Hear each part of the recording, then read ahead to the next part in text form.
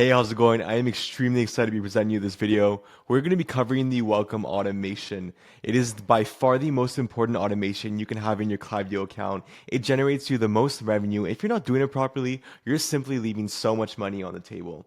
So what we're going to do is a step-by-step tutorial of how to set it up and what the content is you put inside these emails. If you don't know me, my name is Sean and I am the founder of Killen's Media, and we help e-commerce stores with their email marketing strategies, and we've helped them generate millions of dollars in revenue through emails alone. So with all that being said, let's jump right in. So if you're an e-commerce brand, you are most likely spending thousands, if not hundreds of thousands of dollars on ads. And who is this money going to? It's Mark Zuckerberg. Mark Zuckerberg owns Facebook, he owns Instagram, he owns WhatsApp. He owns essentially the attention of the world. And what do you get in return? You get some eyeballs onto your website. People see your products. And the truth is that in today's world, it is extremely competitive. And if people are not interested into your product, they will just forget about your brand. It's that simple. The only way to get people back onto your website is to spend more money on retargeting ads, all right? And the other option is that they actually purchase from you, which is extremely unlikely. If someone does not know your brand, they don't trust you, they don't know your values, your mission, it is very unlikely they will purchase the first time they come onto your website. Now let's find a solution for this, which is the welcome flow, the welcome automation. So how do we set up the welcome automation? Well, it's just with a pop-up form. A pop-up form is a form that asks for information of the customer, like the email, the first name, any information we need to put them into the database. So one option is that they do not sign up and they forget about your brand. However, the other option is that they actually do sign up. And this is the first thing that we do optimize for all of our clients when they first sign on is the pop-up form, so that we have a high volume of people coming into the email list. Once they sign up, we then send them an email. What is in this email? It's content. It's valuable content educating the customer on who we are, what our brand is, and what our values are. Once we do that, people come onto the website, they trust us a little more, and perhaps they might purchase, right? Now we can do this again and again, and we can do that up to 7 times. The welcome flow is 7 emails long. And the beauty of this is that once it's set up, there is no extra money that you have to put into it. It runs on autopilot. All right. That's the beauty of the welcome flow. So now we're going to cover the trust threshold. So one of the most important pillars of the welcome flow, the welcome automation, is to get people to trust your brand. It's to nurture them to the point where they trust you so much and they want to purchase from you. So why is trust so important? So one of the most important pillars in the welcome series is the trust threshold. So the point of a welcome series is just to educate your customers to get to the point where they trust you enough to purchase. So why is trust so important? Well, 81% of consumers say trust is a deciding factor in their buying decision, and 89% of consumers will only buy from brands they trust. Personally, I am like that, and I'm sure a lot of you can relate as well. So I'm going to show you this diagram just to show you the way I visualize trust and the welcome flow and how they interrelate. So the red box represents a customer who does not trust your brand. They don't know who you are yet, right? And on the right is the customer who trusts your brand so much that they're willing to purchase.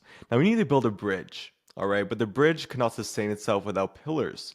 And the pillars to this bridge are emails and a set of emails, right? So a total of 7 emails. So the emails are essentially the foundation on building trust with your client. Now, the strength of the pillars has 3 different components. There is the relevance, the consistency, and the value of the emails. So the stronger each one of these components, the stronger the trust you have with the client, and the more likely they will purchase from you. Now, let's say perhaps that you only send email number 1, email number 3, and email number 7. So this lacks consistency. What's going to happen is that there will be a lack of trust and they will not make the purchase. So if any one of these 3 factors are not done properly, then the client will not trust you and they will not purchase from you. So another component in this is the environment. So not the sun and not the clouds, but the market conditions. So the thriving economy or depression, the consumer confidence, or the increase and decrease in competition. So these are things that you do not have control over. However, what you do have control over are the emails that you do send out. So it's very important to do them well, because when the market conditions get bad, you can rely on these emails to pull you out of the rut and to get you the revenue that you need. All right, so now we're going to dive into these 7 emails. We're going to give you a structure of the outline, what they should look like, and some subject lines and some preview text that you should implement in them. So first, the email is the welcome and incentive email. This is to thank them for joining the list. You want to give some instant gratification. So as soon as they sign up to that pop-up form, you want to give them what you are offering them. So if it's 10% off, you send them the 10% off right away. So you give them a brief introduction of the brand. You can put some bestsellers in there, some social proof, and some unique selling propositions that you have for your brand. At the bottom of this slide, you'll see that there is a Google document. Like I said earlier, you can go ahead and click the link in the description for this PowerPoint, and you can have access to this document. It is a list of 10 subject lines and 10 preview texts for every single email in this welcome series. So this is an example of an email. This is the header. It's very clear with the offer. It's a 10% off. And then you could see after that, there is a personalized first name. So if you look in the blue box, you will see that there are two types of coding that you can put into your Klaviyo. So the first one that is in bold text is used for if you ask for your customer's name in the pop-up form, all right? And the second one in bold text is used if you do not ask for your customer's name in the pop-up form. What Klaviyo will do sometimes if you do not ask for the first name, it will scan the email and it will try and see if there's a first name in the email. If it does find a first name, it will use that first name. If it does not, then it will use the default that you see in the second coding that's in bold, and the default is there. You can change the default name to anything you want. So you can put there, you can put friend, anywhere that you desire. All right. And in here is the body of the text. So there's the unique selling proposition. This is the high quality image, and there is a clean design. So it's outstanding support, fast shipping in Quebec, Canadian made, and affordable luxury. If you are curious, I am Canadian, for those who are wondering, if you are wondering. And then here is the bottom of the email. So this just highlights the key collections that are in the brand. So we're going to send email number one again for people who did not open the email. And what we're going to do is we're going to change the subject line and preview text just to change it up a little to get people to open the email. Email number two, we'll do a personal story and brand connection. So this is really just to build trust and to really get the person to feel comfortable from purchasing from you. So this email, I actually really like this email. It's an amazing email from this brand. So what they did is that they included images of the founder. They put the products at the bottom there, very subtle. But however, the products are still included because at the end of the day, we are still trying to sell, right? Even though we're trying to build trust, we're actually trying to sell as well. So the images that are very subtly included there is a great add-on. And then as well, there is a banner on top that's very nicely integrated. And the images of the mother and children is warm and relatable, and it targets the parents, which is like their target demographic. So this next part of the email, it's really a friendly approach. So what they did is that they actually implemented a message from the founder that states the mission. The only thing that I would change about this part of the email is to clearly have a call to action button. So let's say if the client or the customer was scrolling through and while reading this, they wanted to make the decision to purchase, there should be a place for them to click to be able to go to the website.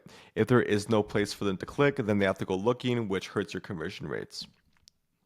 Here is another part of the email. So this email is very simple, highlights the unique selling proposition like in other parts of the email. And then there's the organization badges with adds authority and trust. Here, last but not least, there's a behind the scenes image which gives a lot more transparency with the brand. There's quality assurance, there's certifications, and then the headline is made by parents for parents, so it really connects with them on a personal level. Email number three is brand education and differentiation. What is the goal? What is the purpose? It is to set yourself apart from your competitors. What makes you unique and why should people purchase from you?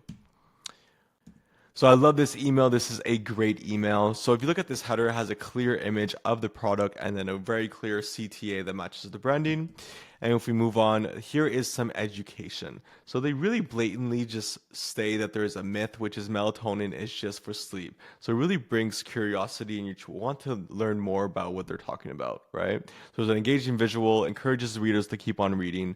And this is another section that educates the consumer on the multi-purpose use of its product, like body balance and protection, and it's not just for sleep. So it blatantly says the myth that melatonin is just for sleep. So it really gets you engaged and makes you question what the actual answer is, right? So a little tip for you guys, if you want your users engaged in your content, use the need for closure cognitive consistency theory. So what do all those words mean? Well, humans feel the need to complete a task to remove any uncertainty or ambiguity. All right. So in this instance, the reader needs to feel the need to continue reading to figure out what the theory is and find out the answer. This is another section that is very educative. It has an attention-grabbing header and a detailed breakdown of all the positive effects of the melatonin. And what you're doing is that you're really priming the customer for when you do show the product, they feel like the product is right for them and they absolutely need this product. So here in the next part of the email, you see that they do show the product and it highlights why this product is different compared to other options in the market. So there's a scientific emphasis or approach which says 400 times melatonin production, and there's clear listings of all the key benefits, which are gut barrier resilience, essential building blocks, and melatonin factory. And then last but not least, there's a clear image of the product, prominent product display, and the discover is not as sales pushy in the call to action button. Email number 4 is best sellers and product showcase. So here you just want to highlight the 3 top best sellers. You want to explain why these are the top sellers and what makes you different from your brands. So this is a very simple email. So here we have the header of the email. Some bold text grabs the reader's attention because at the end of the day, when people are going through their emails, they want to do it as efficiently as possible. So if you can just grab the reader's attention, that is the main goal in email marketing. So here we have a very simple, the 3 top bestsellers and why they are the best sellers. And you have some bright green CTAs, call to action buttons for people to shop now. Email number 5 is social proof and urgency. So you want to share some real customer reviews. Each of these reviews should reveal a common pain point and how your product could solve it. All right. So here we are in the email. So the top is the header, which has a clean logo, large headline, emotional hook, a clear call to action button, a simple layout, and the reviews build trust. Here, the key features of this section are trusted publications, highlight the credibility and trust, clear quotes which communicate to the product benefits, and brand logos that add authority and social proof. All right, and to tie this all in together is minimalistic design. So here it's great that they put that the logos are all the same color. However, I would not suggest this for some companies. If you think companies like Google, where the colors really are the main prominent feature of the actual brand, it wouldn't be good to put Google a dark blue. All right. And here we have some customer testimonials. Customer testimonials are absolutely essential. You should have them in this email.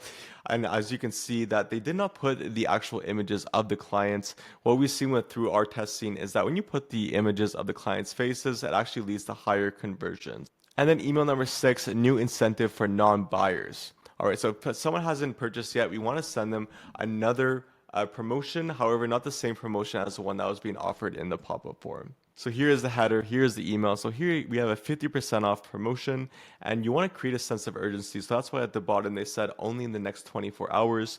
What I would actually add to this email is to add a countdown timer to add more of a sense of urgency. All right. And then here is another great section. So if we actually implemented this section to a lot of our brands and it works extremely well. It's a very efficient way to showcase how your brand is different from other brands in the market. This is email number 7. This email is sent 24 hours after the email number 6. If they still haven't made a purchase, it is the last chance to use the discount and it is the last email in the welcome flow. In this email, I highly recommend to add a countdown timer. If you do want to add a countdown timer, you can go ahead and watch the YouTube video with the link in the description. I'll put this document in the description. And this is what example of an email. All right, so let's dive right in. This is the header. You can see here that there is a countdown timer to add the sense of urgency. We have the promo code, which is unique, which makes it seem like it's just for them. And we have a clear call to action. All right. The only thing I would recommend is to not add these collections. The reason why is because it can cause decision fatigue, which is a factor in marketing where if you give the customer too many options, they might just not choose any options. And as well, there is the welcome email flow settings. This is extremely important that you need to follow it. There is a video of how to actually set up the structure of the email flow in the document. So you guys can go ahead and find that in the description. And then in the video, you'll see that we cover the flow trigger and the flow filters. These are extremely, extremely important that you set them up properly. So go ahead and watch that video. So keep in mind that the goal for the place order rate for the welcome flow is 10%. If you have anything less than that, then your welcome flow is not optimized properly.